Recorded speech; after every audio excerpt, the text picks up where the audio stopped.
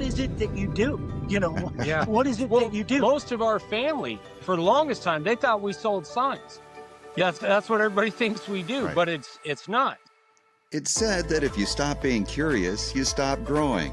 I'm David Wiley. This is Dave Wants to Know. Hey, welcome back, everyone, to Dave Wants to Know. I'm so excited you are here. Today is a really cool show. Now, I'm going to start with a story first. When my wife and I first bought our house 29 years ago, we live in the middle of the desert. And believe it or not, this house, part of the reason we got it, had 20-something pine trees at it. So we loved it, except when the wind blows, it's pretty noisy. Went to the county fair, saw a guy in a stand making wood signs. I said, how cool would be that? Because we kind of named our house the Whispering Pines. The wind, the pine trees, get it? So we had a sign made. I don't know if you could see this.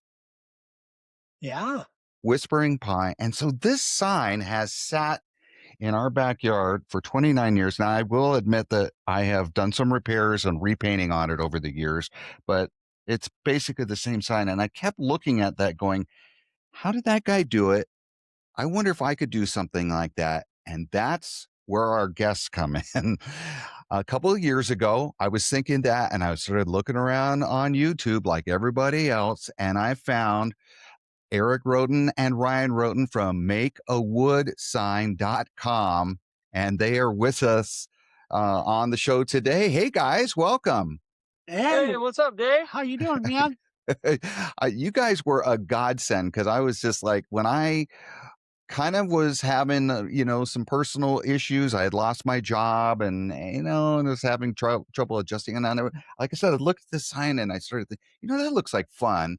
And you guys, I stumbled across your videos and your website, and it was just, I took to it right away.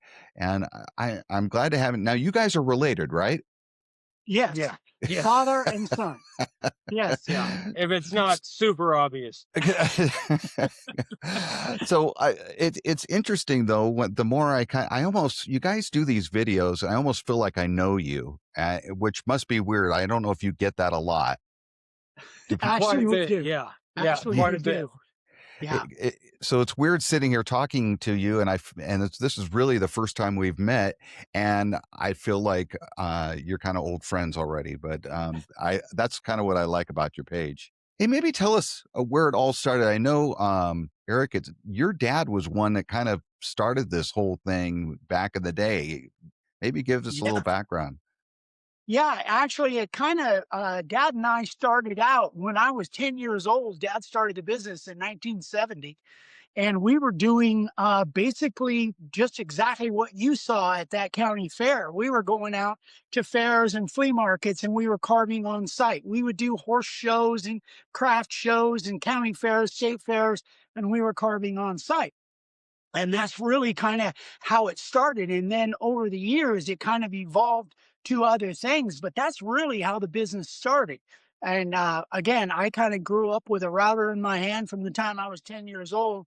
And from the time I turned that router on and started cutting wood, it's like, man, this is what I was meant to do. That's all I've ever wanted to do. And I was fortunate enough that I found what I wanted to do and felt like I was kind of blessed in that I found that really early on, and I didn't want to do anything else. So, any chance that this sign might have been done by you or your dad? No, but I do know probably who did that. Or can you tell by the work? I can't, because that is a specific, has a specific style to it. So there was a guy around back in the 80s and 90s. There was a guy that his name was Corky, and he made signs at big fairs, but then he actually trained a lot of people. So that was probably done either by Corky himself or somebody that he trained, because I think he kind of set up a franchise kind of thing where he had guys going out to other fairs and other craft shows. He would train them, set them up in a trailer, and then send them out. I don't know whatever happened. I haven't heard anything about him for decades, but that's that kind of sign. I can kind of recognize that style. Right. And then Ryan, you being the son, did you take to it right away, or were you No. no? No. No, I grew up so over the years, by the time I was old enough to hold a router, dad and grandpa weren't really doing signs anymore. They were actually making a lot of redwood letters and numbers and selling through like Ace Hardware, True Value, things like that. And we would do what we call beading, which is basically a small chamfer around all the letters and numbers. And so that was my job when I was a kid. And I did it, off and on summer breaks and stuff like that. Then around 14, I told dad I wanted a real job. And so from 14 till, I don't know, 35, 37, something like that, I went out and started at Carl's Jr. Then I got into construction, got married, had a kid and all that stuff. And that's not as fun as it sounds. So I called my dad and I one day and I said, Dad, what if I come to work for you? I said, I'm sick of this crap, And I Mhm. was living in California at the time. So I would fly down here for 2 weeks and then go back to California for a week where my wife and daughter were. And my daughter at the time, she was 19, 18 or 19. So she was an adult, you know. And then finally, a couple years ago, me and Amy moved down here full time, and then my daughter moved down here. So no, I definitely didn't. I mean, I took to it, and then teenage years, I wanted to do my own thing, and that's how it went. So you guys are based in Arizona then? We are, yeah. We're in northern Arizona, a little community, not even a town called Golden Valley, close to Laughlin, Nevada, and Kingman, Arizona, kind of in between. We're only like an hour and a half south of Las Vegas. So let's go back to your dad, and I don't mean this in any bad way, but it's kind of curious who's sitting around going, you know what, I'm going to make a living making wood signs. That just is kind of an odd thought in, I think, most people's minds. Did you ever talk to your dad about what what interested him? Was he a carpenter before that, or? Actually, the funny thing is, he was a precision design machinist for 20 years. And so he was used to, very, very small tolerances. And he went on vacation for a week. And when he came back, he had left all of his precision tools at the place where he was working, and someone stole his tools. And this was, again, back in 1970. Someone had stole his tools, and it would have taken him thousands of dollars to replace all those tools. He had I don't know, a few weeks of trying to figure out what he wanted to do, and he went to a flea market in Sacramento area, because we lived in Northern California, and he saw a guy making a sign out there at a flea market. Because back in the day, you couldn't go to a flea market or a fair or a craft show without somebody carving on site. It was a very common thing back in the day. It happened all the time, long before CNC machines. And so he saw that, and thought, you know what? I think I could do that. So he went home, bought some lumber, bought a router, and that's where it all started.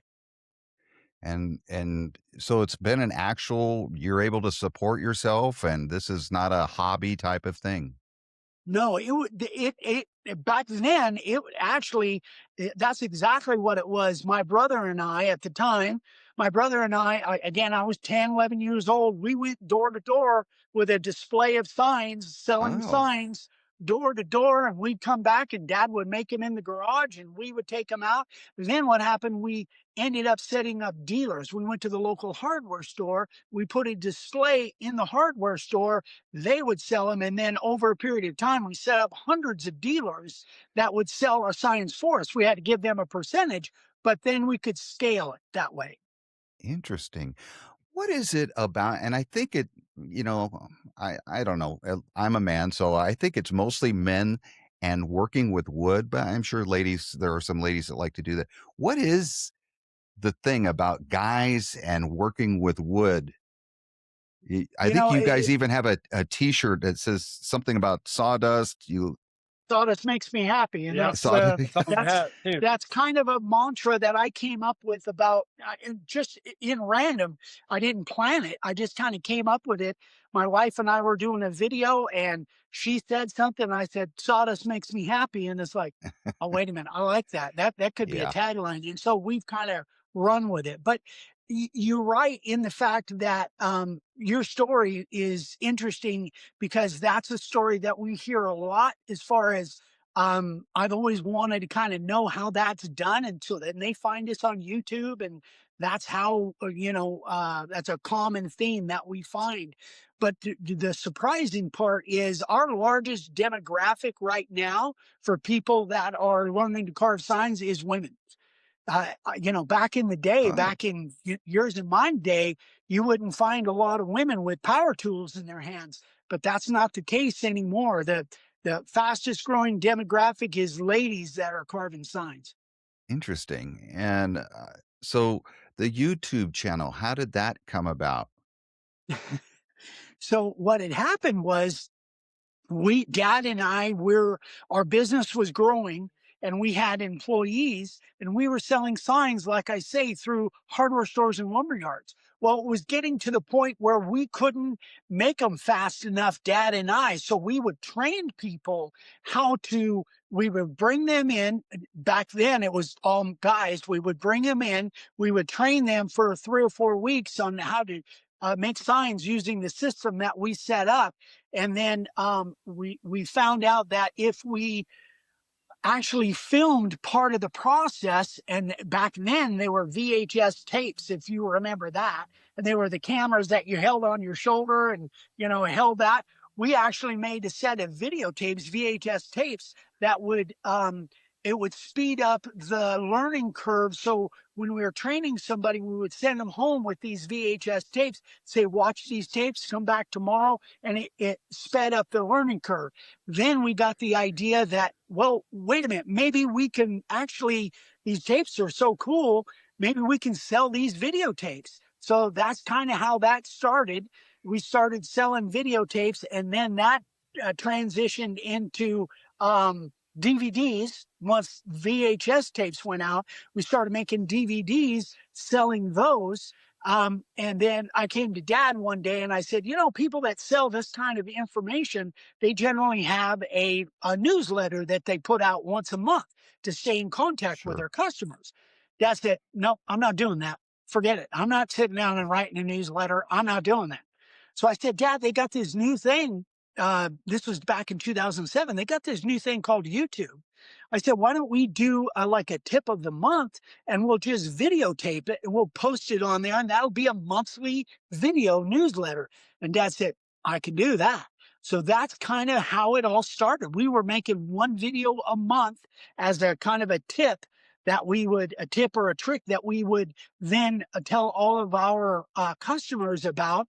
And then we realized that the more of those videos that we did, the faster our business grew. And now we've got, I don't know how many videos we got on YouTube now. 3,200. Yeah, I over think. 3,000 videos on YouTube now. Oh my Yeah. goodness. And how many Yeah. subscribers? We're at 70, 70. 72,600 and something. Yeah, something like that. So Wow. Well, who's counting, right? relatively speaking, we have a very small challenge or channel, relatively speaking. But Yeah. um, I mean, you got some guys, like Matt Outlaw, who's a great guy. He's got like 800,000, so as far as a channel goes, we are pretty small. We're at the lower end of the swimming pool, I guess. yeah, and we don't look that good in bikinis. Like Yeah. some YouTubers, they gain 1 million subscribers in a month. I'll just leave it right there. Yes. But Yeah. Yeah. we have decided not to Yeah. go down that road. I've noticed that real estate agents and even car salespeople are doing that now. But yeah, Yeah. that's a discussion for another day. Hey, I'm Yeah. wondering because I watch I watch the videos of you and your dad, and then I watch the videos of you and Ryan. And I don't know, Ryan, maybe you can answer this. What's the difference between the three of you, the three personalities? Because they're at least it comes across on the videos a different personality. Um, Well, Grandpa, I love that man. God, he was freaking hilarious. Uh, Grandpa, you had to really kind of pay attention when the camera's on because Yeah. he'd say whatever and he didn't care. And then, Especially when you're on lives, because he might yeah, come out with something that's a little off color because he Right. was in his 80s. He didn't really care. yeah. So, But as far as personality difference, there's not a whole lot difference between us. Different styles, maybe. yeah. I'm okay. The biggest personality difference, I'm extremely impatient. Dad is much more patient than I am, a lot. And so, my kind of mentality when filming is like, all right, let's knock this out. Let's get this done on to the other one. And Dad's like, no, I'm going to do it this way. And it's just, it's our time management styles are very different. Other than that, Yeah. what you see is what you get. We're pretty similar. Yeah. I see you guys joking though sometimes, and I hear it from Ryan a lot, where he'll say, "Well, Dad will do it this way, but Yeah. what does he Yeah. know?" Yeah. Yeah. Yeah, it's funny because my daughter now she's doing it. So I showed her how to do something in the packaging room, and I wasn't around. She went and asked Dad. She goes, Dad or Papa, how do I do this? She said, Dad showed me like this, and he said, well, he showed you wrong. This is how you're supposed to do it. So Dad is much more precise at pretty much everything, but takes quite a bit longer. Me, I find ways to cut corners and knock it out in half the time. Yeah. Is it Other hard than to that, work? Is it hard working together as father and son? I mean, there must be times that you guys get on each other's nerves. Actually, the funny thing is, I think that we're just so close. We've always been so close, and we're such good friends that much like, and I'm in a strange position because I was the kid growing up with my dad Right. running things. Now I'm the old man, and my son and my granddaughter. So it's 4 generations. Um, but it much like my dad and myself, we very very seldom had a difference of opinion that Ryan and I think one of the things that makes it good is we are so open to listening to the other's perspective, and then we would go back and forth, and then we would come up with the best way to move forward, and almost I think 99 times out of 100 we agree like, all right, well, let's try it that way, maybe that is the way to go. But as far as like joking, I think that's one of the things that people like you said, that like you already knew who we were, knew us, Right. because we don't put on any pretenses. We are exactly what you see on camera. And many times back in the day, I said I didn't edit. That was kind of one of the things. But every once in a while, we like to throw each other under the bus, much like my dad and I did. Now Ryan and I do, and Gwen will be the same way. yeah. We have such more. I think that we love each other more than we do the business, but we just have fun, and it just, I guess it comes across on camera. It definitely does, and let's talk about what exactly, because we've talked a lot about you guys and how the business started, but what it is you guys do. Makeawoodsign.com.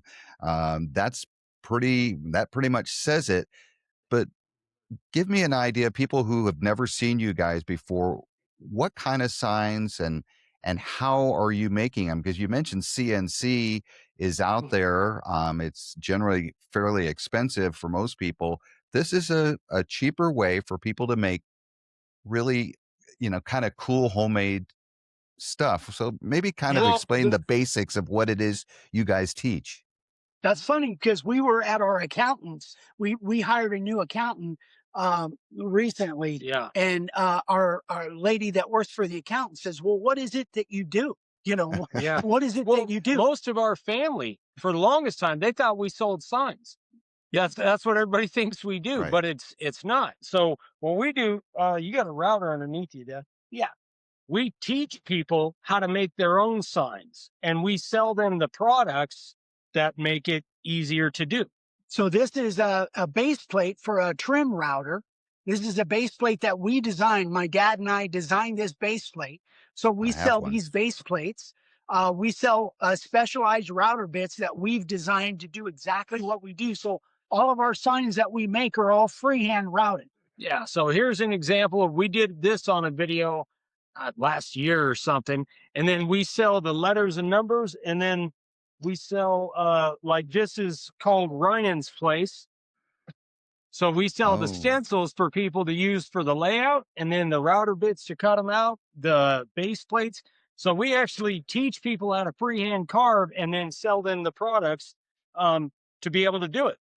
right. Yeah, so the way that it's done is you would lay this on the board and then you'd spray it with black spray. Then when you take it away, there's a line on the board and then you follow the line with the router. You freehand the line with the router. So there's no real CNCs involved. But we basically my dad and I came up with a system to teach people how to freehand route wood signs.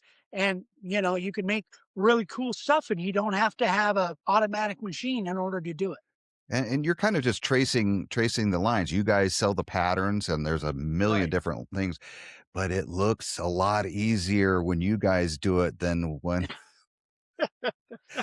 I can tell you that firsthand. So how do you make it look so easy? And is it just one of those things that just takes practice? Well, there's a couple different things. If with the right piece of wood and the right router bits, and this base plate is huge because this base plate allows you to have your hands on the board and it controlled the router at the same time. This was a game changer for sure. So if you got your setup right, literally we do episodes where people send us pictures of their products. In fact, we filmed one this morning, and there's a lot of times where first time sign carvers, they're doing really nice stuff, maybe not to the detail and the quality that we do, but because the system is set up to make it simple and easy, even first time sign carvers, and then other experiences, like if you happen to have artistic ability already, which I have zero, I've got none, Yeah. but Same I here. can follow a line. But if you happen to be one of those rare people that has a God-given artistic ability, man, you're going to be really far ahead. But you definitely don't have to. Where do you get the artwork then for the patterns? So Or is it, on these stencils, a lot of times we'll find artwork. We buy it from different websites where we can purchase these, and then I we can gotcha. blow them up and make them however big. These are actually laser cuts. We have lasers that cut these and cut our acrylic for our base plates, but they're not made to. The lasers don't make signs; they make our product, and Yeah. So then our Facebook page, our Instagram, our TikTok, or YouTube page is built to send people to the website to see what supplies we have. So I was really hesitant. I wasn't sure I was going to do this, but I've bought several patterns from you guys, and I have a sign here I made, and I wasn't sure I was going to show it, but Let's I'm going to show it see to it, Dave. Let's Bring see it it, out, man. man. Let's take a All look. right. Put it away. Put it away. No, You know that what? looks good, dude. You know what? That looks pretty darn good, man. That looks Oh, pretty you're good. just saying Yeah. that. So when you made that, Dave, how many signs had you made up until that point? Probably two or three. See, that's a perfect example of exactly what I was talking about. And this is That, actually two pieces of wood glued together that yeah, I got from the pallet yard, I think, or something. it looks like redwood. Or did you Oh, put a stain on it? it may be. Yeah, I don't know. I've started collecting wood since I started watching you guys, so I That happens. yeah. Dude, that You know, really does look good, man. yeah, that's a perfect example of exactly what I was talking about. Even though you can see all the imperfections and everything that's not perfect about it, number one, I think that's what kind of leads people to freehand carving. They don't want perfection. They want to see that there was some skill and some craftsmanship involved in making it. But two or three signs in for you doing something like that, that's perfect. That's plenty good enough to sell. You could absolutely sell signs that were that good. So Yeah. that's a testimony And to doing it. another thing is those letters are not the easiest to carve because there's a lot of sharp points in them. So that looks pretty good, Yeah, you Dave. did good. Well, there was a lot of times I stopped and came in and watched your video again and go, what is he doing? Okay. So I will tell an embarrassing story though. A sign that I'm not going to show you.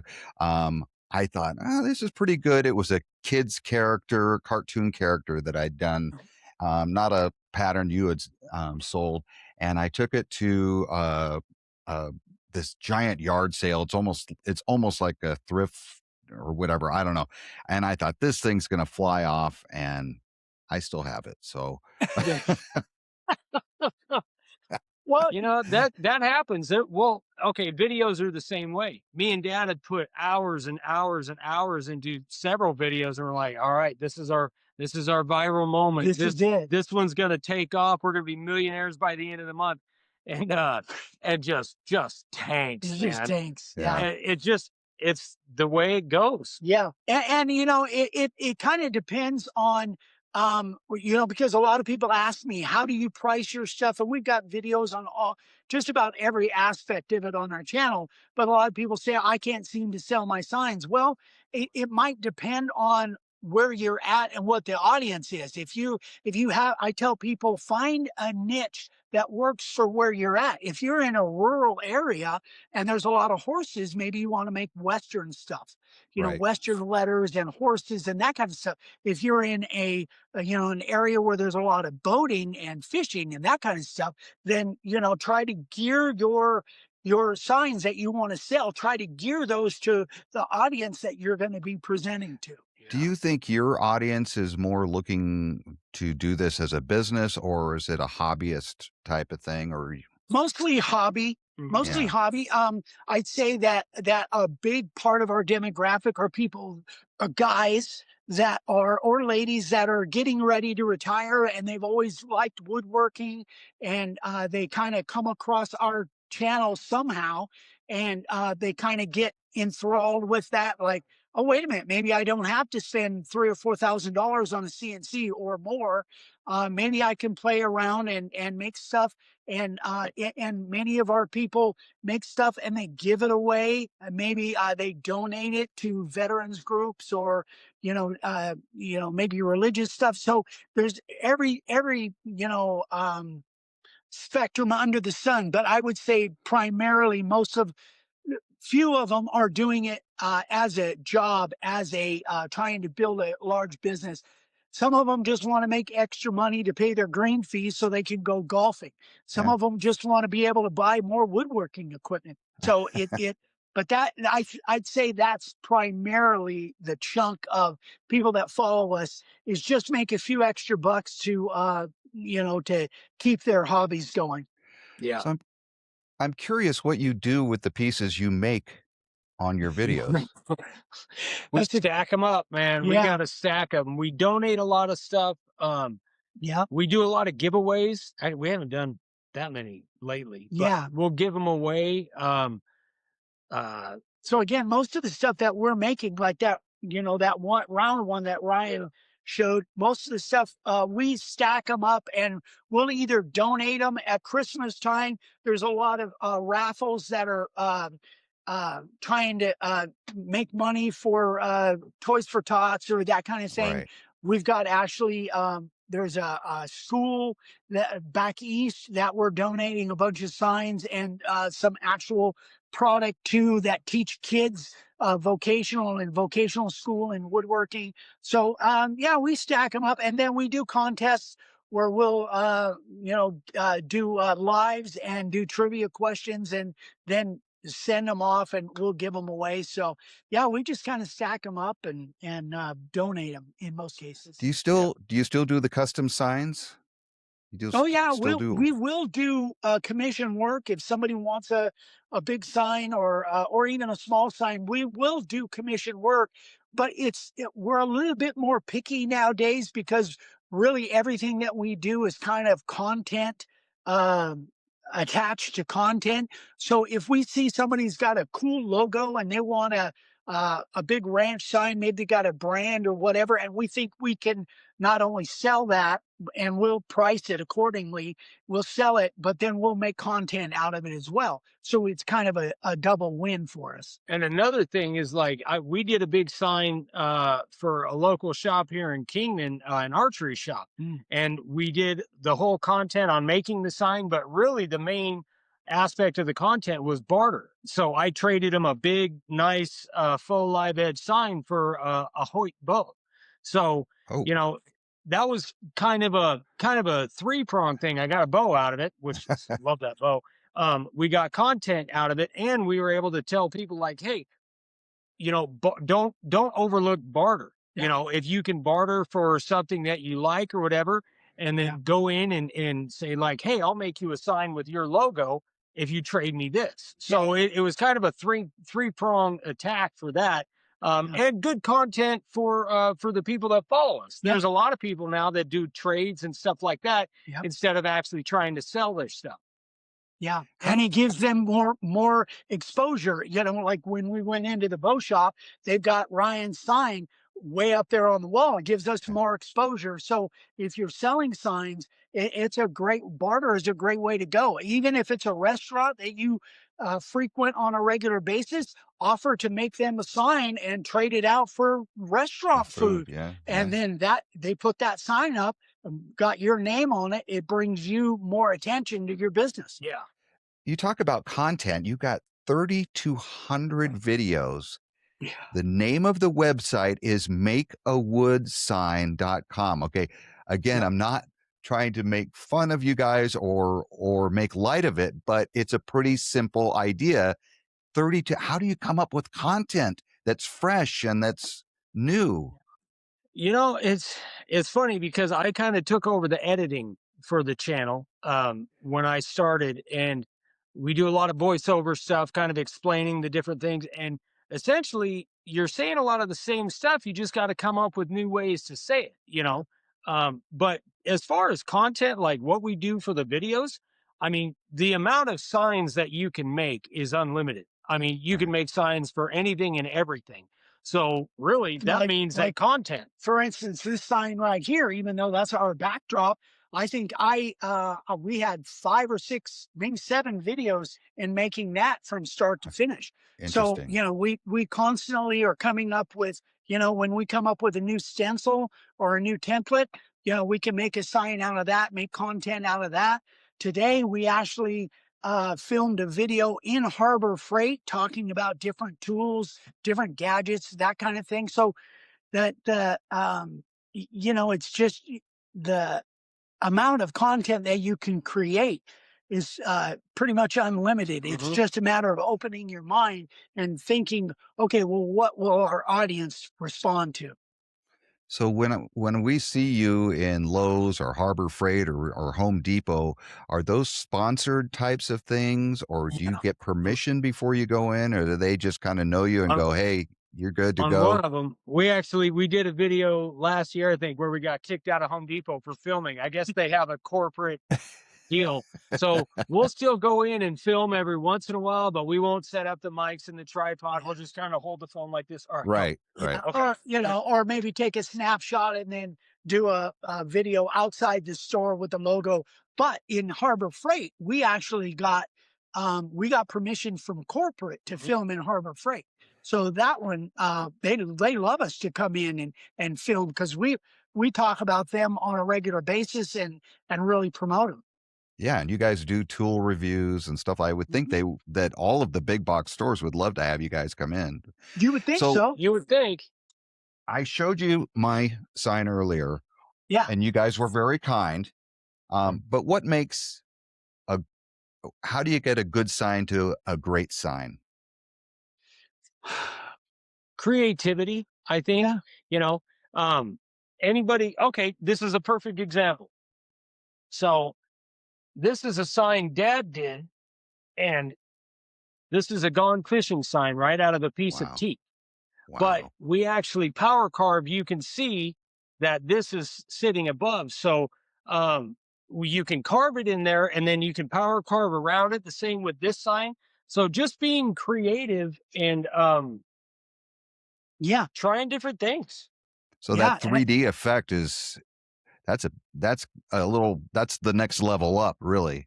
It is, and Yeah. that's the one thing that I started doing, and this is the first one I ever did that way.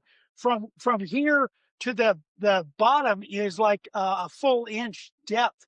So we did the routing, and then everything else is kind of ground away. We do it with Dremels and different tools that you're able to, grind that relief away. So that for us right now, at least, that seems to be kind of a cool thing that we can mix power carving and the hand routing together. And a lot of times, adding epoxy, if you do it the Mm. right way, and we've got a lot of different videos on that. There's a wrong way to do it and a right way to do it, but if you do it the right way, it can add a lot of depth and richness to your signs. For people who are watching and maybe haven't gotten into this and going, "Hey, this looks like it could be kind of fun." What two things. What would be like what do I need to get started tool Yeah, wise? yeah. And what are common beginner mistakes? Oh, wow. We've The we've got a bunch of videos Yeah, on that. we got a ton of videos on that. So to get started, we have so you need decent piece of lumber, go uh cedar pickets at Home Depot. Those Mhm, carve pretty nice and they're like $3 for a picket. If you're carving Doug fir or construction grade material, mhm. it's going to be real hard to get a straight line on that stuff. And then we have beginner kits, large and a small. And the small beginner kit's like $135, comes with the 3 bits you need the most, um, a base plate, a depth gauge, and And then some layout letters. yeah, and some layout letters and a router. And so really that's one of our biggest selling points is like you don't need a whole lot to get started, to actually get going and practice and it doesn't cost a ton to get into. Yeah, I think we did Yeah. one of our most famous videos that we've got over 1,000,000 views was, that we did before we got kicked out of Home Depot Yeah. was, how you can start a woodworking business for 500 bucks or less, and literally we went, Yes. piece by piece, I router, remember that. sander, and all of that, and that includes a beginner kit.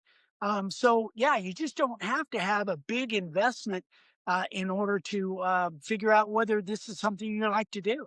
So you guys make it look so easy, and that I want to come back to the common mistakes beginners because I watch you guys and I'm like, "Pff, there's nothing to this, and I got out there and it's a little harder than it looks, especially watching the pros do it. What do you think the mistakes are and things that maybe you can give people a heads up on ahead of time? You mentioned maybe good quality wood, not stuff from the construction site or whatever. Yeah. Is Yeah. are I there think other one of the big things? I think one of the biggest mistakes, again, quality wood and having the right router bits. A lot of people, they grab router bits that were their grandpa's that they got handed down, and they're trying to do the quality type of work that they see on our videos, and they're using the wrong router bits. Not that those router bits are bad; they're just not designed to do what they're trying to do with them. It's like, Gotcha. being a carpenter and driving a nail with a rock. You could probably make it happen, but it ain't going to be easy. So Right. that's a huge part of it. So having the right router bits, having this base plate really is a game changer as well. And that's what our beginner kits are all about. Another common mistake, I think, is people, I don't think we have one here, but we use a specific kind of black spray, and we use a flat black primer. Mhm. And a lot of people grab a can of gloss black, and when they spray it, it bleeds into the board. And so there's a lot of different things like Interesting. that. It's just a matter of learning those things. And that's what our videos are all about, is trying to help people avoid those kind of mistakes. Yeah, those are all lessons that I've learned from watching your videos. You mentioned you still do some custom sign work. What's the weirdest sign you think anybody's ever asked you to do? Oh, wow. Oh, oh, that's a good one. The weirdest sign. Well, there's some stuff that we've turned down because of maybe Was- questionable language, I and Yeah. gotcha. I'll just leave it at that. Right. Um, Should I uh, tell them about the tattoo parlor sign? that the lady wants. Go ahead. I don't even remember that. So we went to a tattoo shop, me, my wife, daughter, and they had a sign in the bathroom that said, "Please don't do cocaine in the bathroom." Okay. And I thought I thought that was pretty funny. You know, Right. pretty for a tattoo Not in the shop. bathroom, at least. Yeah, exactly. And so then they told this story. She goes, "We need to get a sign that says, 'Please don't masturbate in the bathroom.'" And I was Oh, like, "That's different." Yeah. And so I came home and told Dad, and I was like, "Think is that too much? Should we not make content out of that one?" And Dad's like, "No, we shouldn't film that one." That might be over the line. Yeah. but did you make the sign? Not No. yet, not yet. I did tell her I would, but we got Okay. real busy, so I got you. it's not a commission work. It was just kind Yeah. of like, "Oh, yeah, I'll make it for As you." long as they didn't want artwork put on there. as Yeah. well. That might be a problem. All right. You guys are the experts, the gurus, but you also have editing. Have you ever ruined a project and then not shown it? I'll tell you what, there's been several times where I've been working on a project and I've come to get down like, "Dad, I screwed this up." In fact, we have a blooper somewhere. I made a sign for Jack Carr, who is the author of the Terminal List. I don't know if Mm. you've heard of him. Great books. Yeah. I freaking love them. And I was doing some power carving on them, and man, that The Fordham, it was like a Dremel. yeah, it caught, and I ran it right into one of the letters, and I was filming.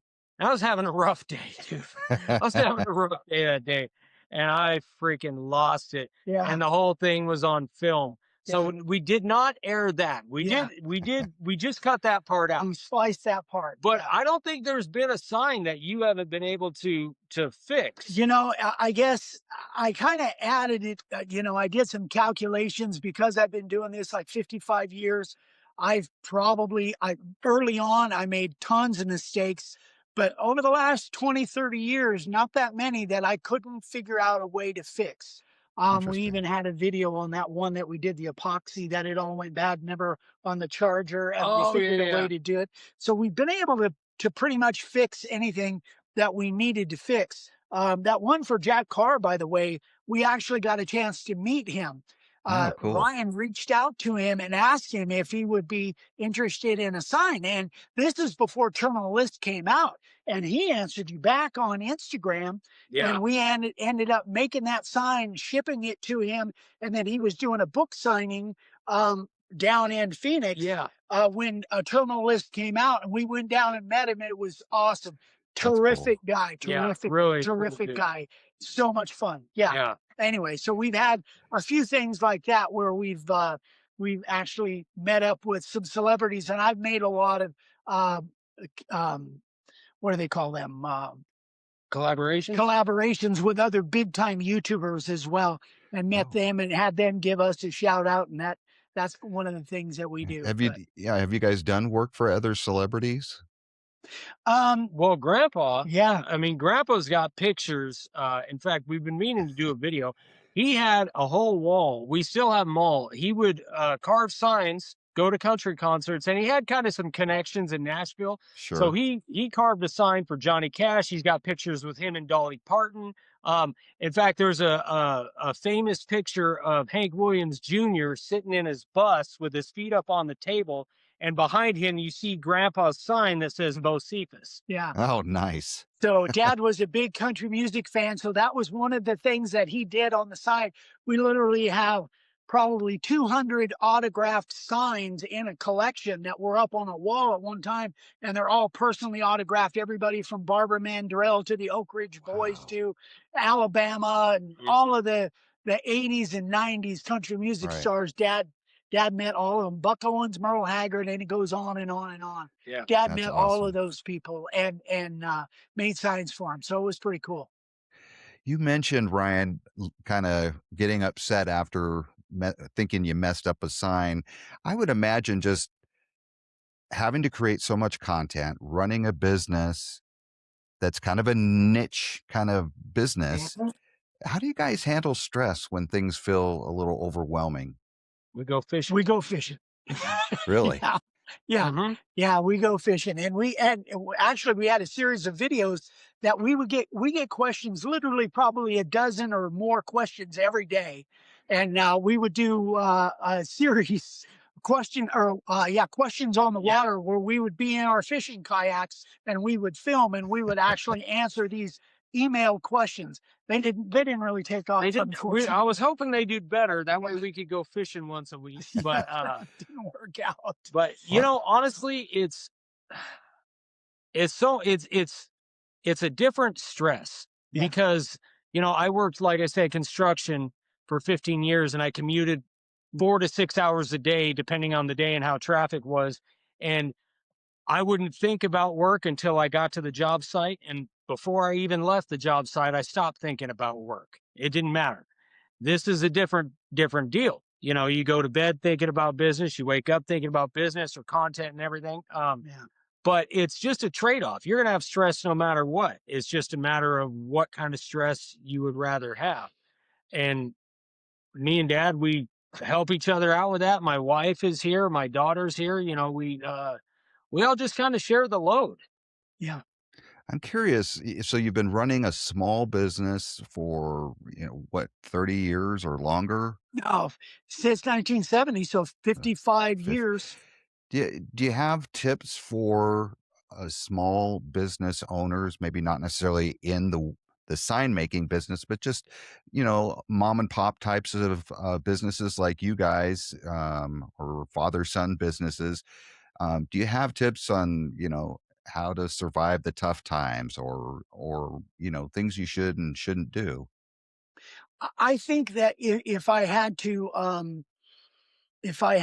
kind of like what I was talking about before, if if you're working with family and you absolutely love your business, um, if you love your family just a little bit more than the business and you're open minded and you have good communication and I love my life. I just do. I love what I do. I've always loved it. The stresses can get there. But you realize that when you have control and you can say, okay, well, then we need to make, like, for a year, Ryan and I were kind of decided we would like make some custom tables and give that a go and see how that went. That Hmm. that failed big time. We made some really cool tables. It's just nobody wanted to buy them. So yeah, well, we'll readjust. And that's the cool thing about owning your own business is you get to call the shots. But the only way you really fail is if you quit, if you give up, if you quit. And that just ain't in me, and it ain't in him.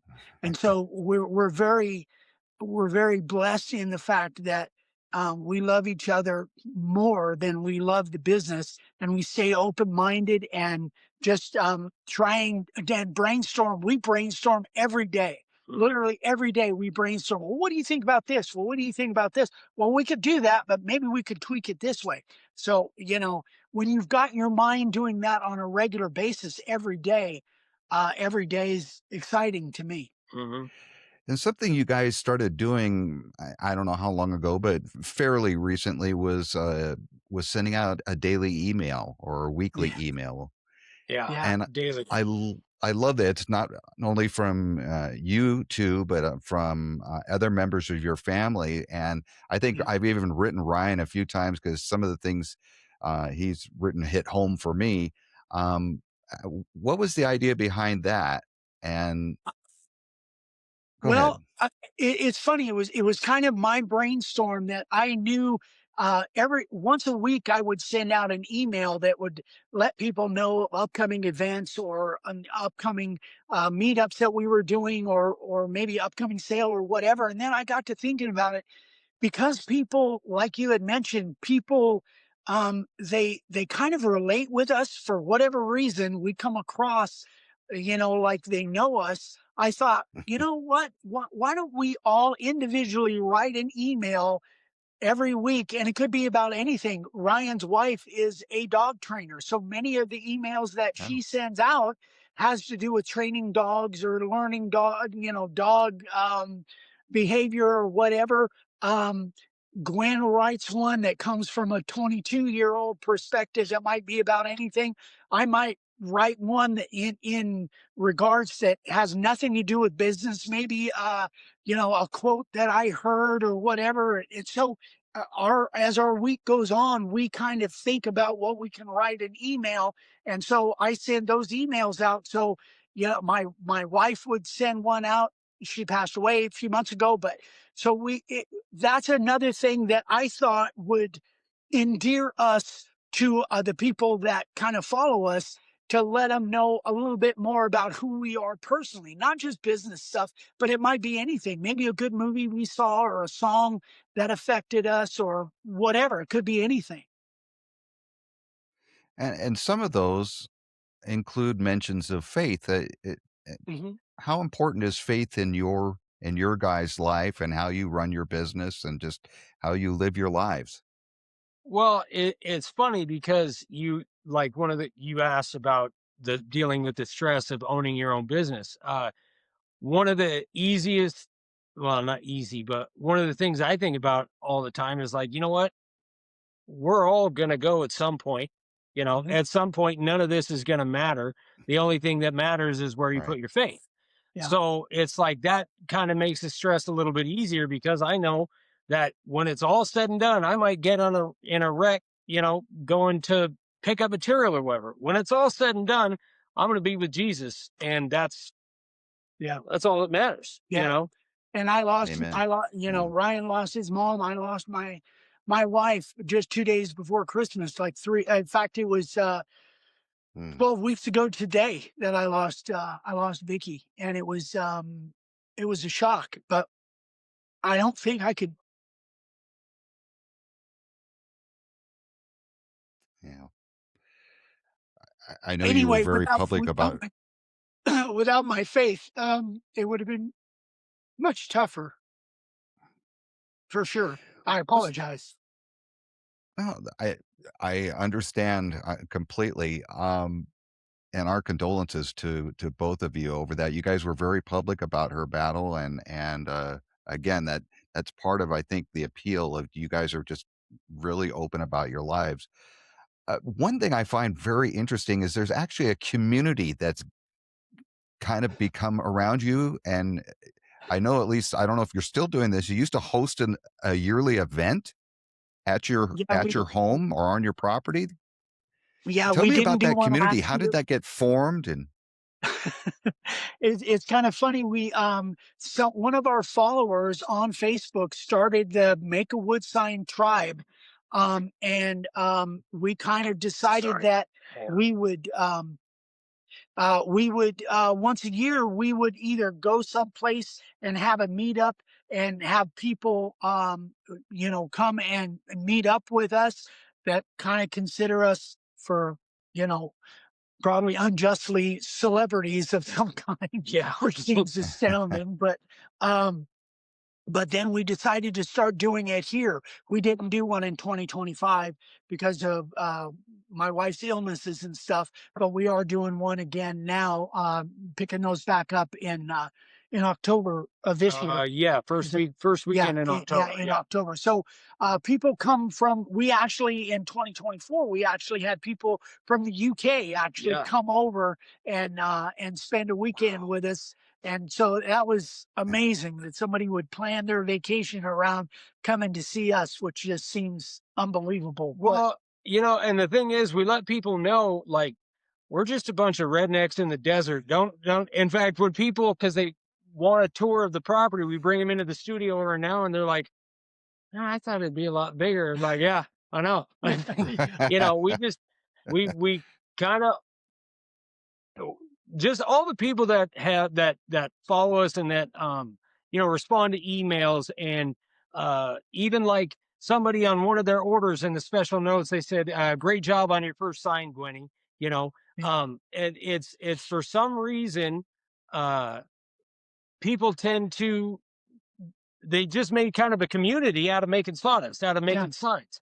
yeah, And I mean, like the meetups, we do a little bit of woodworking stuff, but we all basically just hang out. We barbecue at night. We have a little bonfire and crack a couple drinks, and it's yeah. just We just enjoy each other's company, meeting other people that like to do what we do, and Hmm. just, it's kind of, again, kind of a community. So we'll have, up to 15 or 20 people here for the weekend, and we'll eat together, and just, kind of, again, hang out, and, have, marshmallow roasts or whatever. Yeah. It's pretty cool. It's really a And neat community we have. they even have their own Facebook page. Is this something that all happened organically? It did. Yeah. Yeah. Yeah. The Completely Make a organic. Wood Wow, Sign Tribe. Yeah. Yeah. Make a Wood Sign Tribe. interesting. Yeah. On Facebook. Yeah, and it's completely organic. We didn't even set it up. It was a couple of our people that actually set it up, and then I don't know, there's several thousand members now, I think. I think so. Yeah, I Yeah. think there's several thousand members on there. But So, kind of the cool thing like about the Facebook page is, you go onto any Facebook page, anything you're into, whether it's fishing or hunting or golf or whatever, and there's always somebody that has to throw something negative on the fire or whatever. yeah. Of And course, with the Make of a Wood course. Sign Tribe, there have been very few times where we're like, Yeah. hey, that kind of stuff's not allowed. Everything's positive. Like Right. somebody will show, hey, this is my first project. And more often than not, it's everybody else in the tribe that's like, oh, dude, that looks great. Or here, if you try this, it might help or whatever. Yeah. We're active as much as we can, but it's the community itself. It's just very positive and uplifting, and everybody's cool. There's no, I don't think we've kicked anybody out. Yeah. No, very, very seldom. Yeah. So it really is. There's something about this little niche that we're in that just seems to draw positive people. We're very fortunate. Yeah. Yeah. Yeah, that is amazing. Hey, I wanna wrap up. So this is your this business was started by Dave, your dad, Eric, Yep. and Yep. um and now Ryan's involved, and Ryan, understand now your daughter is taking Hmm. some interest and Yep. has joined the company. Yeah. Uh Four so four generations. Yeah. generations is this. Yeah. Yeah. How does Yeah. that feel? It's surreal. Because when Dad and I started this back in the 70s, I never dreamed that we would have a generational business that would go on. And over the years, we've evolved from different things and tried different things. But that's the neat thing about owning your own business is you can try different things. And it is, again, it's kind of surreal that I was the kid. Now that I'm the old man that stepped into my dad's shoes, Ryan stepped into my shoes. Gwenny is stepping into Ryan's shoes at some point in time. Some point in time, I won't be here. I'll be, either with Vicky, or I'll be on a fishing boat somewhere or something. Who knows? But I'm still super excited about the business and the different things. We've got a lot of exciting things coming up. So, yeah, hopefully I'll be around for a while. Well, I want to tell folks that if this is something you're interested in, this is the first place to go is makeawoodsign.com and the Facebook page. And even if it's not something you want to do, watching you guys is very entertaining. Tell people where we can find you. Yeah. Well, makeawoodsign.com is our website where we sell our supplies. But if you have questions, anything that we can answer, we do on a regular basis, literally dozens of emails a day. Eric at makeawoodsign.com, Ryan at makeawoodsign.com. Facebook page is Make a Wood Sign Tribe, or it could be Eric Roten. Roten is my last name. You can find us on YouTube there. Our YouTube channel is either Eric Roten or it's Old Dave 100, OLDAVE 100. So it's Mhm. not real hard to find us. We've been around for a Yeah. while. Hey, I've really enjoyed the conversation. And, it's one of those things where it's nice to meet people who are really like they portray themselves in the media. And you guys are, I know we've talked a little bit before today, but you guys have been a blast. I've really enjoyed this conversation. Well, thank you, Dave. Yeah. We It's have been, too, man. yeah, it's been really fun. Yeah. Yeah, and if people have questions that that send them to you, send them our way. We're happy to help. any words of wisdom to future or wannabe woodworkers out there? Just one. Hand me that gone fishing sign again.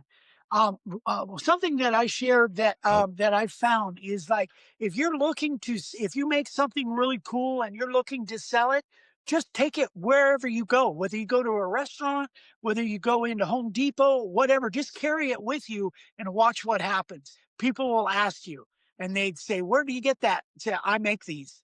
You'd be surprised. They sell themselves. You don't have to sell anything. These things sell themselves. We've gone to woodworking shows where we've carried around really cool looking signs.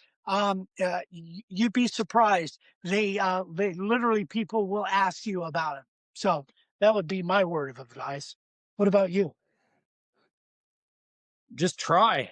Yeah, Don't be afraid of failure. You're going to fail at something at some point. If you want to do something, give it a shot. yeah, What do you got to lose? I gave up a good career with construction, making good money, retirement benefits, all that stuff, but I was miserable. If you want to do something else, do it. We only got one life. I like it. Good job, Ryan. Thanks, Dan. great Yeah, advice. you stole that from me. I think. I did. Eric, You've been telling me that since I could walk. So.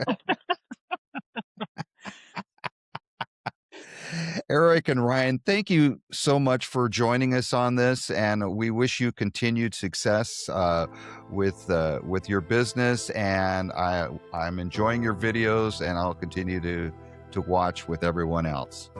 Well, we wish you success with your podcast, Absolutely, Dave. This man. has been an absolute pleasure.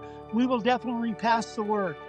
Yeah, and we're gonna make content out of it and share it. So, Yep. man, wish you nothing but the best. Yeah, it's been a blast. Thank you for reaching out.